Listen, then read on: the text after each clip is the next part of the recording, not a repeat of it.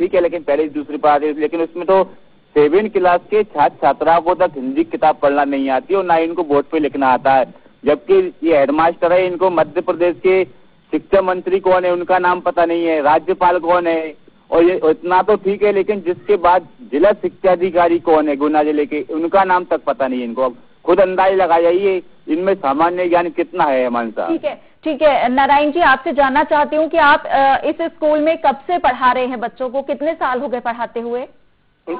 95।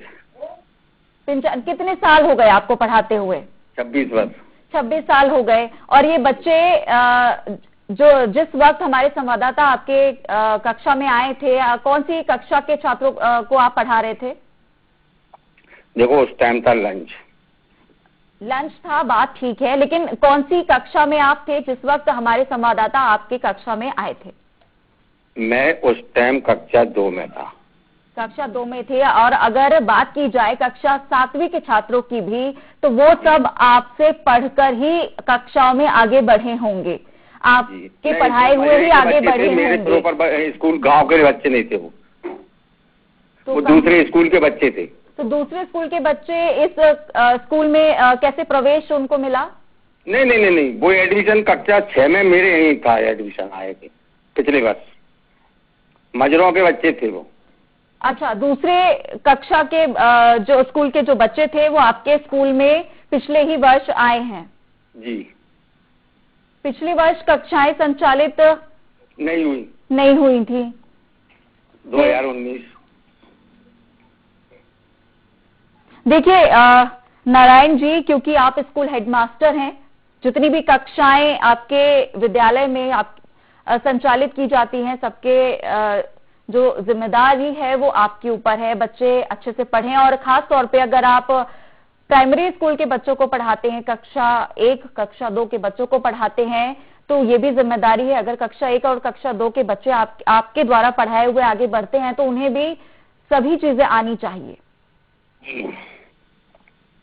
आना चाहिए जी। लेकिन जिस वक्त हमारे संवाददाता ने आपसे बात की थी, जिला शिक्षा अधिकारी का आपसे नाम पूछा, राज्यपाल का नाम पूछा, उस वक्त आप नहीं बता पाए। वो बात अलग है कि आपने बाद में जाकर उस चीज को पढ़ा या नहीं पढ़ा, उस चीज को टटोला, जानकारी ली, वो बात अलग है। लेकिन जिस वक्त आपसे बातचीत की जा रही थी उस वक्त आप नहीं बता पाए, क्योंकि गुरु वो होता है, शिक्षक वो होता है जो हर जगह कहीं भी खड़ा कर दिया जाए वो हर जगह बोलने में सक्षम होता है। अगर गुरु ही घबरा जाएगा तो बच्चों को किस तरह से शिक्षा मिलेगी?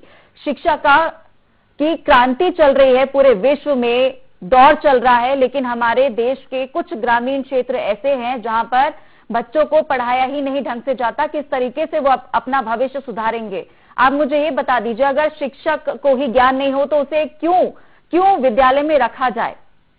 आपको क्यों वहां पर रखा जाए? किस लिए आपको वहां पर रखा गया है? अगर आप सिर्फ एक ही कक्षा की जिम्मेदारी लेते हैं, बाकी कक्षा के छात्रों से आपको लेना देना नहीं है, वो क्या पढ़ रहे हैं, क्या नहीं पढ़ रहे, क्या कर रहे हैं।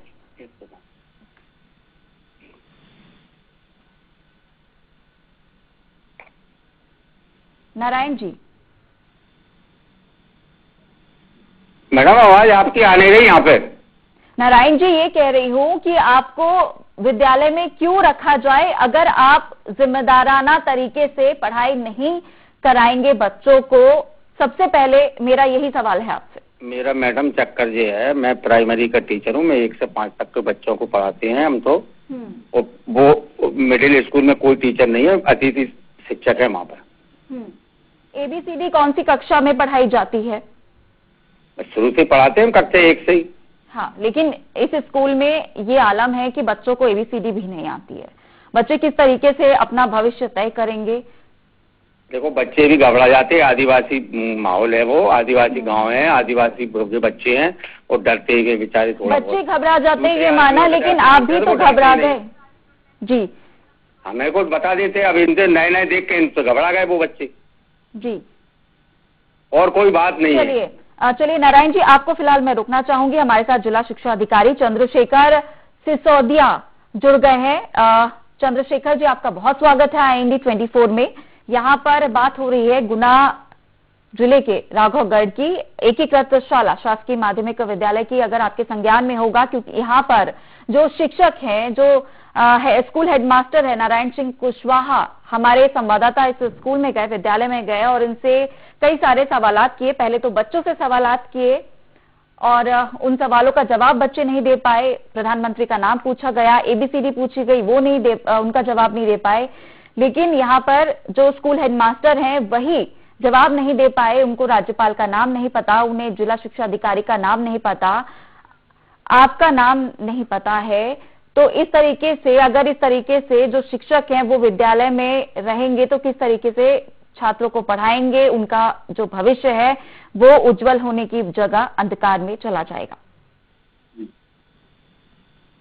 मैडम, बच्चों की शिक्षा व्यवस्था को देखते हुए अभी हमने बहुत सतत मॉनिटरिंग करी है पूरे जिले के सभी विकासखंडों की, और हमने सभी प्राचार्य प्रधानाध्यापकों को निर्देश दिया है कि बच्चों की पढ़ाई पर विशेष ध्यान दें।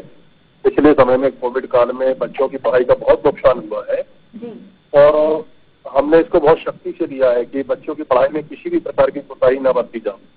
फिर भी आपके द्वारा यह मामला हमारे संज्ञान में आया है, इस मामले को हम दिखवाते हैं और संबंधित हेडमास्टर के विरुद्ध हम शोकास नोटिस जारी करेंगे और जवाब अगर उनका संतोषजनक नहीं है तो फिर हम कड़ी कार्रवाई भी करेंगे।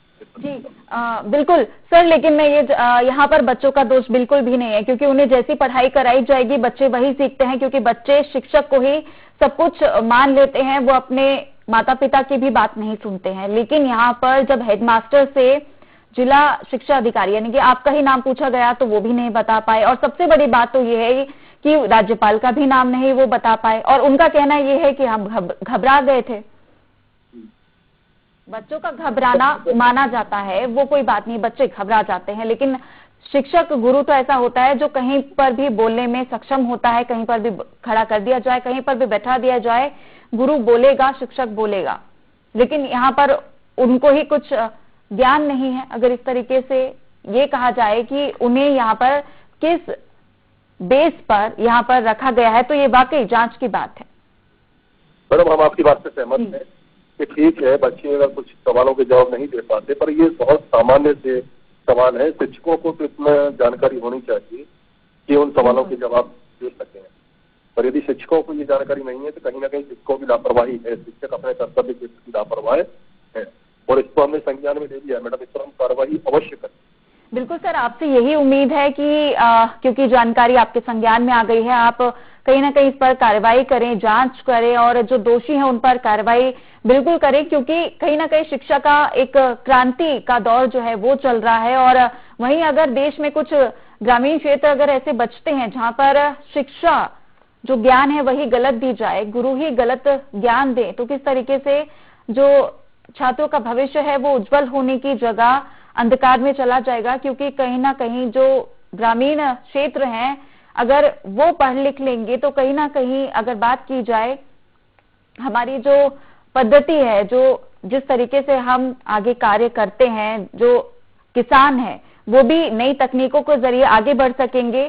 तो जो ग्रामीण क्षेत्र है उनमें अच्छे तरीके से पढ़ाई होनी बहुत ज्यादा जरूरी है। तो सर, कब तक यहाँ पर कार्रवाई आपके द्वारा की जाएगी, आपके द्वारा कब संज्ञान लिया जाएगा? आपने हमें लिखवाया है, हमारे स्टेनो ने मेरे को नोट कर दिया मैडम, जिसमें हमें आधा घंटा लगेगा हमें शोकास नोटिस जारी कर। बिल्कुल सर, आपने बातों को संज्ञान में लिया है, आपका बहुत शुक्रिया। और कहीं ना कहीं आपके जरिए इन बच्चों का भविष्य जो है आने वाले समय में उज्जवल होगा, ये आशा हमें है। आपके जरिए कहीं ना कहीं ये बच्चे अच्छे से पढ़ लिख सकेंगे और अपना भविष्य उज्जवल रख सकेंगे। हमारे साथ जुड़ने के लिए आपका बहुत शुक्रिया। तो लगातार हमारे साथ तेज सिंह भी जुड़े हुए हैं, हमारे संवाददाता। तेज जी, यहाँ पर हमने जिला शिक्षा अधिकारी से बात की और उन्होंने तुरंत ही शोकॉज नोटिस जारी करने की बात कही है।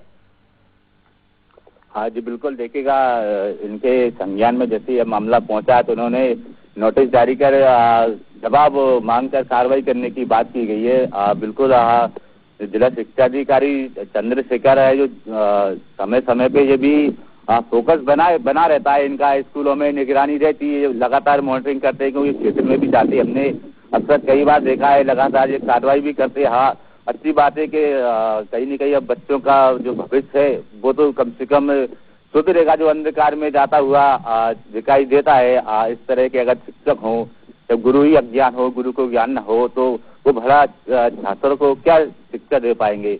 बहुत अच्छी बात है। हम भी फॉलो बैक लेंगे जिला शिक्षा अधिकारी से, हम भी संपर्क करेंगे आखिर कितने टाइम में कार्रवाई हो जाएगी, जवाब कब मांगा जाए, कब तक कार्रवाई, हम भी इस पे लगातार फॉलो बैक लेंगे हिमांशु साहब। बिल्कुल, लेकिन अगर बात की जाए स्कूल हेडमास्टर की तो वो कहीं ना कहीं अपना बचाव करते हुए नजर आ रहे थे और साफ तौर पर वो उनका ये कहना था कि वो मात्र कक्षा पहली से कक्षा 5वीं तक ही छात्रों को पढ़ाते हैं। और जब आप उस कक्षा में जब आपने प्रवेश किया था तो उस समय जो कक्षा में बच्चे मौजूद थे वो दूसरे शाला के दूसरे विद्यालय के बच्चे थे जो जिन्होंने वहां पर पिछले साल ही एडमिशन लिया है। जी बिल्कुल हिमांशु, देखिएगा शिक्षक कहीं ना कहीं अपनी जिम्मेदारी से बच्चे नजर आ रहे हैं, वो मामले से पल्ला झाड़ते नजर आ रहे हैं, क्योंकि जबकि वो खुद ही स्कूल के हेडमास्टर है, उनकी जिम्मेदारी बनती है स्टार्ट से क्रम बाई क्रम पहली क्लास से ले पढ़ाते, जब तो छात्र आगे बढ़ते हैं। लेकिन जब वो स्टार्ट से नींव बच्चों की मजबूत ना हो तो फिर आगे चल के खुद अंदाजा लगा सकता है परिणाम किस तरह के आते हैं।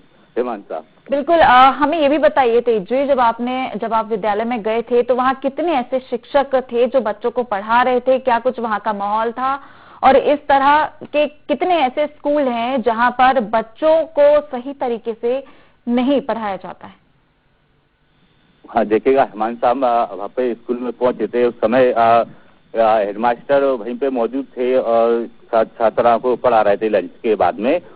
जिसके बाद हमने छात्र छात्राओं से भी उनका अनुभव जाना, उनसे पढ़ाई के संबंध में चर्चा भी की, उनसे ABCD भी पढ़वाई, उनसे किताब भी पढ़वा के देखा, उनसे शिक्षकों के नाम भी पूछे, साथ ही में उनसे यही पूछा आप कौन से स्कूल में पढ़ते, लेकिन वो नहीं बता पाए वो कौन से स्कूल में पढ़ते और उनके शिक्षक कौन है उनको नहीं पता। देखा जाए तो अक्सर राघवगढ़ क्षेत्र में कई स्कूल बंद रहते हैं, लंबे टाइम तक बंद रहते हैं, कई दिनों तक बंद रहते हैं।